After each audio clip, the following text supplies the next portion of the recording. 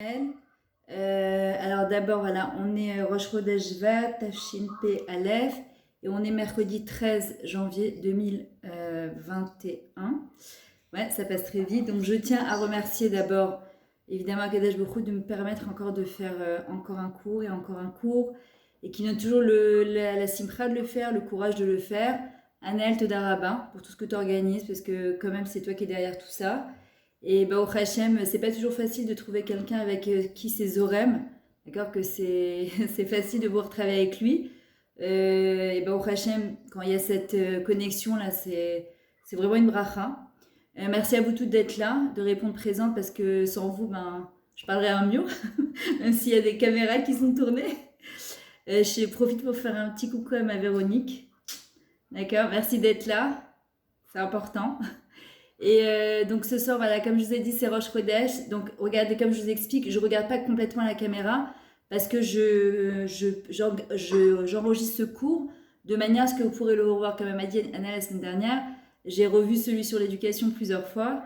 Et c'est vrai que le fait de revoir parfois, de réentendre, il y a des fois, on oublie une notion, il y a quelque chose qui nous échappe.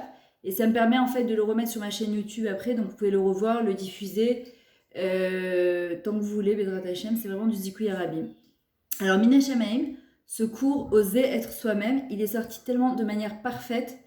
C'était vraiment pas métournan, comme on dit, il y avait rien de prévu. Refoua Shilema, Fortuné Masouda Batema Simcha, et aussi Franck Massoud Ben, je ne me rappelle plus comment il s'appelle, et Yitzhak Chaim Ben Rachel, Peter Kolamcha Bet Israël, et Yeshua Myriam Bat Sevilla Bezrat Hashem, les Dakala, les Mayan Sevilla Bat Myriam Bezrat Hashem. On n'entend que des bonnes nouvelles pour tout l'âme Israël. Et en vrai, ce cours, il est sorti de manière tellement parfaite, mais vraiment avec Rosh Chodesh. Et c'était pas du tout prévu. C'est-à-dire qu'on avait déjà prévu ça avec Anna il y a 2 mois. On avait fait un CEDER plus ou moins pour savoir sur quel ordre. Moi, je lui avais dit, bah, le premier, c'est le bonheur. Ensuite, c'est le couple. Juste, si vous pouvez, s'il vous plaît, mettre les micros, Bevakasha, sur silencieux. Voilà, et le dernier, on avait dit oser être soi-même. Et c'est sorti avec Rosh Chodesh. Alors, Annelle m'a demandé de lui expliquer pourquoi c'était tellement incroyable. Je vais l'expliquer bientôt. Pourquoi c'est tellement sorti de manière. Mais c'est parfait, c'est médouillac, je ne peux même pas vous expliquer comment. Mais avant ça, je voudrais quand même dire 3 petits mots sur le Rav Kadouri, puisque c'était Saïloula aujourd'hui. C'est sa Askara. Et on ne peut pas passer à côté de la Askara d'un tzaddik comme le Rav Kadouri. Moi, je l'ai connu personnellement. J'ai eu le srout d'avoir eu affaire à lui, à ses srouillottes à lui plusieurs fois. Et je vais vous raconter parce que ça renforce énormément au niveau de la Mouna Bitachon. Il venait beaucoup chez mes beaux-parents quand il venait à Paris. Et en fait, quand j'étais enceinte de mon deuxième, j'ai eu un problème de grossesse. Et dans les échographies, malheureusement, souvent, ils s'avancent trop rapidement en disant qu'il y a un problème et que toi, tu rentres en panique. Moi, j'avais 19 ans, je venais d'arriver en Israël. J'étais partie à Dassan Karen faire une échographie. Et l'échographe qui rigole, il regarde le bébé. Moi, c'était mon deuxième. Et puis bon, tu crois que quand tu tombes enceinte, que tu accouches normalement, que tout ça bah, c'est tout à fait normal, quoi. Il n'y a rien de si extraordinaire que ça, jusqu'à quand ça tombe sur la tête et qu'on te dit que l'échographie, ben, elle n'est pas bonne du tout, Khazéchala, mais qu'il y a un risque pour le bébé qui va sortir, on va dire, un peu différent. Et là, je rentre en grosse panique. J'avais pas du tout la Emouna Bitachon que j'ai aujourd'hui, et on a encore du boulot. Et je sors, mais en pleurant. Il n'y avait pas de portable à l'époque. J'étais au Merkazkita encore. Mais j'étais dans un état, mais au point que je me suis endormie dans le bus et que je me suis retrouvée, j'étais encore au Merkazkita à l'époque, au centre d'intégration à Yerushalayim. Je me suis retrouvée à l'autre bout de Yerushalayim. J'ai appelé d'une cabine téléphonique, puisqu'à l'époque c'était cabine téléphonique. Mon mari et mon beau-père, ils sont venus me chercher en voiture. Je me suis effondrée, je pleurais. Et mon beau-père, il m'a dit, écoute, je te prends rendez-vous demain chez le Rav Kadouri.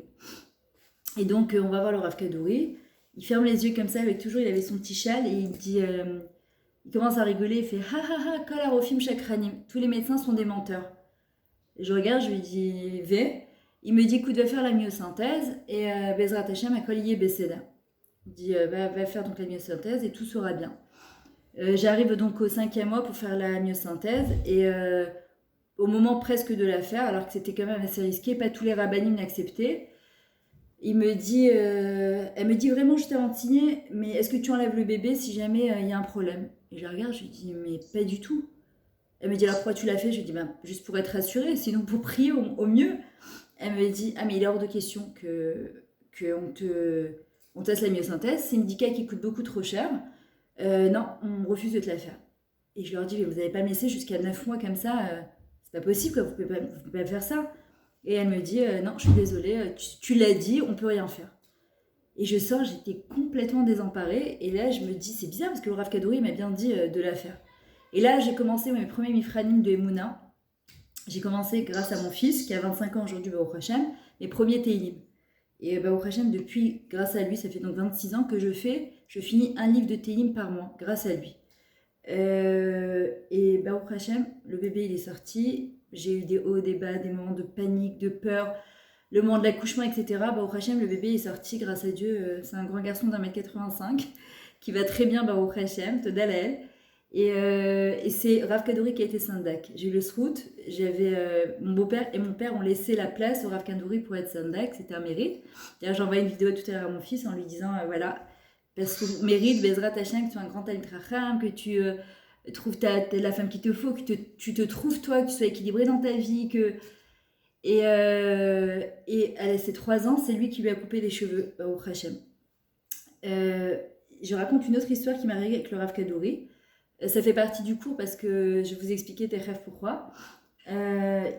C'était quand on a ouvert le restaurant avec mon mari, donc ça fait maintenant, ma fille elle a 23 ans, ouais, ça fait 23 ans. Bon, maintenant il est fermé. On avait ouvert un restaurant à Yerushalayim. Et j'étais enceinte de mon 4e. Et j'étais très très fatiguée, j'avais 4 enfants, j'étais assez jeune. Et mon mari voulait que je le réveille le matin pour aller à la tefila, il n'arrivait pas. Alors d'habitude, j'avais même pas besoin de le réveiller. Il me disait, Myriam, essaie de me réveiller le matin, j'arrive pas à me lever pour la tefila. Et je lui dis, j'arrive pas avec la grossesse, j'arrive pas, je suis trop fatiguée. Et donc j'allais au cours de la rabbine Toufik à l'époque, j'ai étudié 12 ans avec elle, 4 fois par semaine, c'est comme je vous dirais la rabbine Kanevski. Maman, je suis une très grande dame. Et elle me regarde, elle me dit, écoute, peut-être que c'est ton rôle à toi d'aider ton mari à te lever le matin. Et la nuit même, je rêve du Rav Kadouri.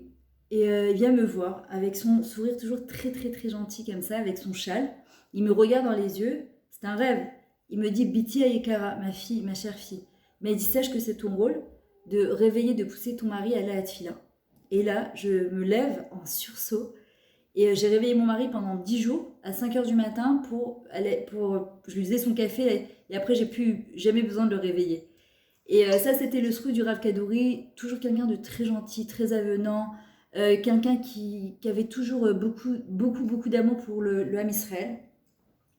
Et que j'ai connu d'ailleurs sa deuxième femme, qui avait 40 ans quand il en avait, je crois, 80 ans. Elle s'est remariée avec lui, alors qu'elle savait très bien que voilà, c'était juste pour le protéger.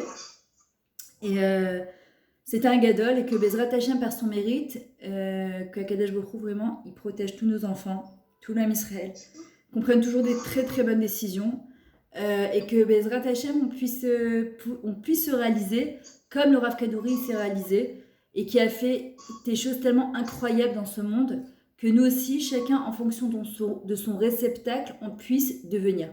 Pourquoi je dis ça? On raconte une histoire de Rabbi Yochanan ben Zakkai. Rabbi Yochanan ben Zakkai, c'était un gadol, et il faisait pas un pas sans dire un Dvar Torah, jamais. Et un jour, quand il arrivait l'heure de partir de ce monde, il s'est mis à pleurer. Et ses élèves, ils lui ont dit, mais comment tu pleures, toi, Rabbi Yochanan? T'étais tellement gadol, si toi tu pleures, mais nous, qu'est-ce qu'il va avoir? Oui, bien sûr, donne-moi le nom de ta mère, je prie pour sa réfoua, évidemment. Vas-y, Johanna. Il lui a dit, mais si toi tu pleures, mais nous, on va aller direct au Guinam, quoi, c'est pas possible.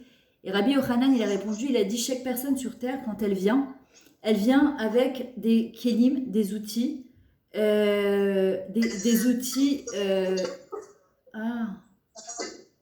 ok, et avec des outils extraordinaires. Et il y en a qui viennent avec un petit verre, il y en a qui viennent avec une baignoire, il y en a qui viennent avec une bouteille, il y en a qui viennent avec un océan. Et le truc, c'est qu'Hachem, il ne demande pas d'être Rabbi Yochanan ben Zakkai. Rabbi Zoucha, il disait, il ne demandera pas d'être Moshe Rabbeinu. Il nous demandera d'être nous-mêmes, d'oser être nous-mêmes, de se réaliser en fonction des kélim que Hachem nous a donnés. Et chacun, il a un réceptacle. Et nous, on doit savoir quel est notre réceptacle. Qu'est-ce qu'on est venu faire sur Terre? Pourquoi on est là? Et pourquoi j'ai dit que ce cours-là, il s'accorde parfaitement bien avec tout Bijvat? Parce que c'est quoi toute l'histoire de To Bishvat? C'est qu'en fait, la sève, elle commence à monter, les fruits ne sont pas encore sortis, et on fait déjà la bracha chez Rianou, en fait, en sachant qu'il va sortir quelque chose de ça. Et d'une année à l'autre, c'est comme ça. En fait, d'ailleurs, c'est ce qu'elle m'a expliqué souvent Véronique dans les cours de chant. D'accord, chacun, il a quelque chose, d'accord, à l'intérieur de lui, en fait, qui doit faire sortir. Et je tiens d'ailleurs à la remercier parce que j'ai toujours expliqué dans mes cours, c'est que j'adore chanter. Et on m'a toujours dit depuis que j'étais petite que je savais pas chanter, enfin, comme je savais pas m'exprimer, que je savais pas parler. Et Véronique, elle m'a donné beaucoup, beaucoup de confiance en moi, d'accord, en me disant que, comme chaque chose dans la vie, ça se travaille. Et au Hachem, j'avance bien avec elle. Et elle m'a donné énormément de confiance en moi. Pourquoi? Parce que Kilou, d'abord, de ne pas avoir peur du jugement de l'autre. Ne pas avoir peur du jugement de l'autre. Comme elle m'a dit, tu sais pas que tu vas passer à The Voice ou X Factor. Si c'est un plaisir que tu as de l'intérieur, si c'est une vibration interne que tu as à l'intérieur. Salut Yona, si tu as quelque chose qui vibre en toi, que ce soit de la musique, que ce soit de la chanson, que ce soit écrire un livre, que ce soit monter une association, c'est pas important. Ce qui te fait vibrer de l'intérieur, c'est ta chayout, c'est ta vie, c'est la vitalité. C'est qui? C'est Chaya Chava, la femme de Adam Arishon. Em Kol Chay, Nadine. D'accord? On en a parlé ce matin, c'est Em Kol Chay, la mère de tous les vivants. On est venu sur Terre pour être des êtres vivants. C'est quoi être un être vivant? On peut être mort-vivant. On peut être vivant au niveau de notre corps, mais que notre neshama, elle est complètement éteinte. Que nos vibrations internes, elles sont complètement éteintes. On n'est plus du tout à l'écoute de notre nous-mêmes. Or, l'arbre, qu'est-ce qui se passe? Un arbre, en vrai, quand l'agriculteur il va planter sa graine, il a la émouna, d'accord? Il a une confiance parfaite que de son arbre, il va sortir des fruits. Et il sait que c'est un processus qu'on ne peut pas éviter. Qu'on le veuille ou pas, c'est un processus qu'on ne peut pas éviter. On vit dans un monde de l'immédiat. On voudrait obtenir des choses de manière rapide, sans faire d'efforts, juste en claquant des doigts. Ça n'existe pas. Chaque chose qu'on veut obtenir et qui va nous amener du vrai bonheur, qui va nous permettre d'être nous-mêmes, c'est un processus à long terme. Et il faut avoir la patience d'attendre. Or, on voit que une des premières fautes que Adam et Chava ont fait, c'est le manque de patience. Ouais, il faudrait fermer les micros, s'il vous plaît. Attends, je vais les mettre tous sur muet parce que sinon... voilà. Ok. Donc en vrai, l'arbre, qu'est-ce qui se passe? Quand l'agriculteur il le plante, il sait que ça démarre d'une petite graine. Cette petite graine, elle est sous la terre. Et elle dit à Kadesh Borou quelque part, attends Hachem, je suis pas déjà assez petite que tu me demandes de m'enfoncer en dessous de la terre? Hachem, il lui dit, je te demande d'avoir l'humilité. Je te demande de la hanava. Nahon, t'es toute petite pour le moment. Nahon, que t'as l'air insignifiante. Mais attends, parce qu'il y a un processus que tu peux pas éviter. Si l'agriculteur, il vient, il commence à taper sur la terre en disant à cette graine, mais je comprends pas, pourquoi tu sors pas? Donne le meilleur de toi-même. Qu'est-ce que t'attends? Qu'est-ce qui va se passer? Non seulement il ralentit le processus, et en plus, ça recommence tout à zéro.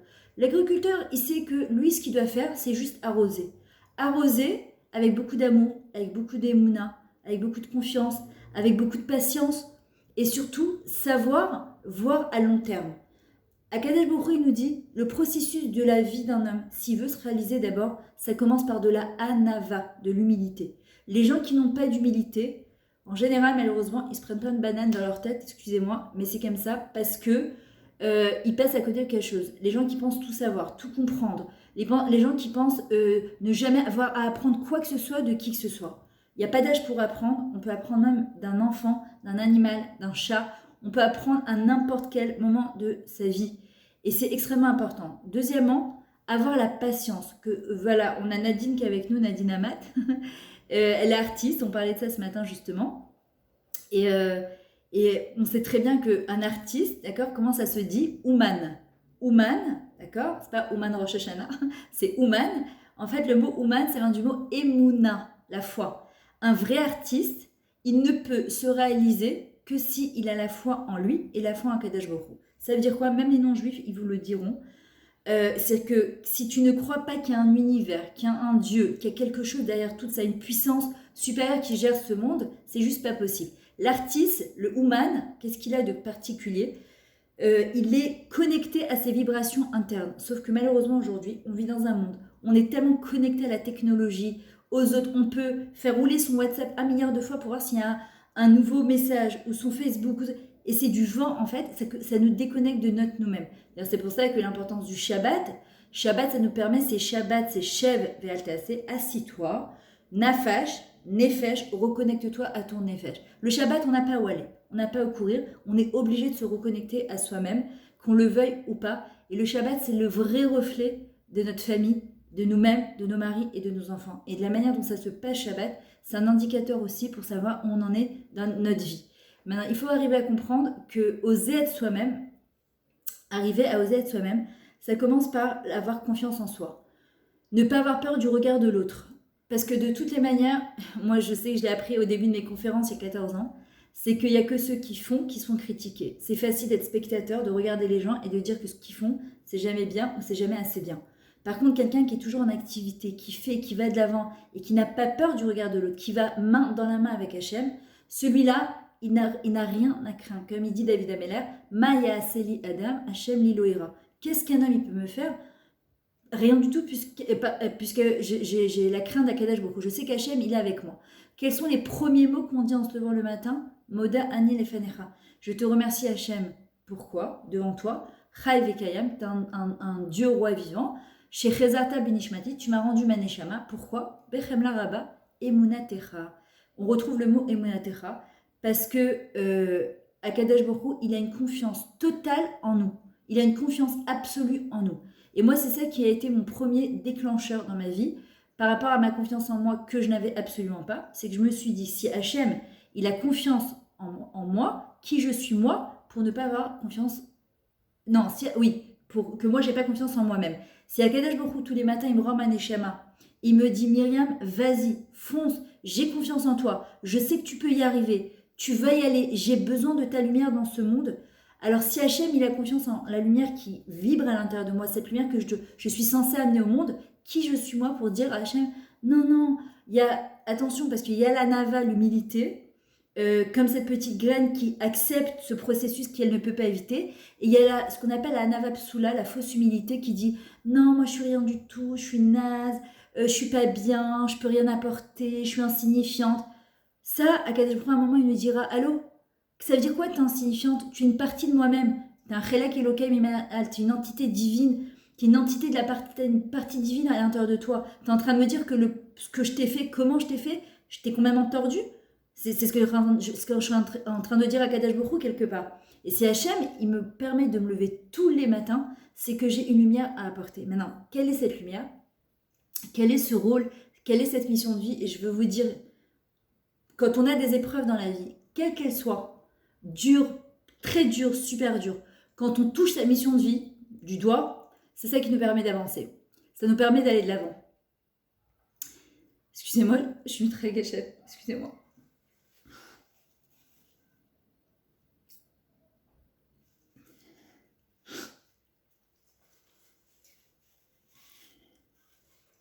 Excusez-moi.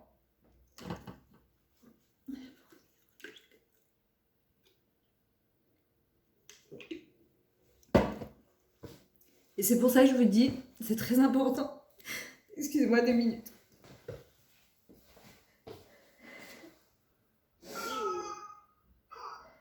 Bon, à la fin, il t'a pleuré. Ok. Je crois que c'est un cours qui symbolise Myriam. Qu'est-ce que t'en penses, Véro? De quoi? Je pense que c'est un cours qui symbolise beaucoup Myriam. Ouais. Hein, Myriam? Marwan. Forcément. Je savais pas à quel point, en fait. C'est elle de là jusqu'en bas. Ouais, c'est un cours qui me touche beaucoup. Je pense que vous le comprendrez à travers mon livre quand il sortira. Pourquoi c'est quelque chose qui m'émeut tellement. Attendez, juste je mets tout le monde sur muet parce que sinon on entend... Ouais, attendez, j'ai juste besoin que certaines personnes elles ferment leur micro. C'est chez moi. Ah pardon, excuse-moi. Mechilanel, excuse-moi. Et en fait, c'est pour ça que je vous dis que c'est très très important. En fait, de pas avoir peur d'aller de l'avant, d'exprimer son potentiel, d'exprimer qui on est. Il faut savoir qu'on vit qu'une fois. Et la pire, je crois, des choses, c'est d'arriver un jour en fin de vie et de se dire, j'avais tellement de choses à apporter dans ce monde. et que j'ai pas fait parce que j'avais peur du regard de l'autre, parce que j'avais peur qu'on me critique. Critiquer, on se fera toujours critiquer, quoi qu'il arrive. C'est-à-dire, quoi qu'il arrive, on sera critiqué. Mais la chose qui doit nous tenir dans notre vie, c'est de poser la question à Hachem. Mais qu'est-ce qu'Hachem y pense? Qu'est-ce que Hachem y pense de moi? C'est ça qui est le plus important. Qu'est-ce que Hachem il attend de moi? Tu peux te dire, ok, je suis une parmi 7 milliards d'êtres humains, je suis insignifiante dans ce monde. Mais pas du tout. Si on savait combien on a apporté dans ce monde, nos petites actions, comme a dit Yuval Dayan dans sa chanson Shirak Techayer, hein Véro, que la vérité, elle se trouve dans les petites choses. Dans tous ces petits pas, quand on va de l'avant, dans toutes ces petites choses où on se dépasse, quand on va de l'avant, quand on ose être soi-même. Oser, en hébreu, se dit les haïs. C'est exactement le même mot. Oser. Et qu'est-ce qui a marqué nous ose Elohim, donner la force à Hachem. Non, on ne peut pas donner de la force à Hachem a priori. Et on dit si. Parce que quand une personne, elle comprend que dans ce monde, elle est un réceptacle pour recevoir le shefa, la bracha, et que de ce réceptacle-là, elle doit aussi donner, elle a quelque chose à apporter, alors elle donne la possibilité, entre guillemets, la permission, entre guillemets, à Akadosh Baruch Hu de lui donner encore pour pouvoir encore redonner. Et c'est ça le chesed. Quand il y a marqué Olam Chesed Ibané, que le monde il sera reconstruit par le chesed. Pourquoi? Parce que tout simplement, quand ton arbre il grandit, ton arbre intérieur, il devient, tu deviens inspiré et tu deviens inspirante pour les autres. Et ça, c'est l'acte le plus généreux que tu peux faire autour de toi. C'est que quand toi, tu te permets d'être avec un grand E, pas un petit E, tu permets aux autres aussi d'être. Quand je ne suis pas, d'accord, je suis personne, alors il n'y a plus personne. Et c'est pour ça que c'est hyper important de se reconnecter à cette petite voix intérieure. Notre petite voix intérieure, elle ne nous ment jamais. C'est ce qu'on appelle ce kol pnimi. Cette voix interne qui est à l'intérieur de nous, elle ne nous ment jamais. Elle est là et elle ne nous lâchera pas jusqu'à 120 ans. C'est-à-dire que jusqu'à 120 ans, quand on a quelque chose à faire, quand on a des grandes décisions à prendre et parfois qu'on ne sait pas comment faire, on doit apprendre à se déconnecter de toutes les voix extérieures qui nous disent « fais pas ». Moi, combien de fois au début de mes cours, mais combien de fois je me suis fait critiquer et par les gens les plus proches, les gens qui sont censés t'aimer le plus, qui te tapaient sur la tête en te disant non, tu parles trop vite, non, tu vas pas donner des cours, non, Kilou, reste à ta place, reste dans ta cuisine, c'est mieux. Et tes enfants, et tes trucs. Mais il y a quelque chose à un moment qui vibre de l'intérieur que tu ne peux plus éteindre. Moi, je sais que le jour où j'ai compris que ces cours que je devais donner, j'avais accumulé tellement depuis 30 ans que j'étudiais, à un moment, ça déborde. C'est-à-dire le cli, le réceptacle, il est plein, il déborde. Ben, il faut que ça sorte. Et c'est pour ça aussi que j'ai voulu prendre des cours de chant, parce que je pense que la Torah, c'est quelque chose qui se chante, c'est quelque chose qui s'extériorise de l'intérieur vers l'extérieur. Ce ne sont pas des mots, c'est une application, c'est quelque chose qui se vit avec la neshama. Et moi, pour moi, la musique, comme l'art d'ailleurs, la omanout, c'est quelque chose qui vient de la neshama, ça vient de l'âme. C'est pas quelque chose tam. L'expression d'un artiste sur son papier, sur sa chanson, sur sa musique, d'accord, c'est quelque chose qui est très profond. Et d'ailleurs, et des fois on ne comprend pas parce que c'est très abstrait, d'accord. Mais pourquoi? Parce que l'âme c'est quelque chose d'abstrait, parce que le monde c'est quelque chose d'abstrait, parce qu'Hachem c'est quelque chose d'abstrait. Quand est-ce qu'il devient mamachi? C'est quoi mamachi? Que tu peux ressentir, comment dire, la grandeur de ce que tu fais, c'est quand tu as réussi toi-même à mettre des mots, M-O-T-S, sur tes mots, M-A-U-X, et que tu as réussi à exprimer à travers ton art ce que tu as envie de dire. Et comme je me rappelle, Véronique, elle me disait, quand je lui disais, ouais, mais ma chanson, voilà, j'ai tellement d'efforts encore à faire, et elle me disait, mais c'est pas grave, parce que ce qu'on entend, en fait, c'est ton émotion. Même si tu te trompes pendant que tu chantes, mais tu fais passer de l'émotion pendant que tu chantes, c'est ça le plus important. On n'est pas là on n'est pas dans un concours, c'est pas que je vais aller.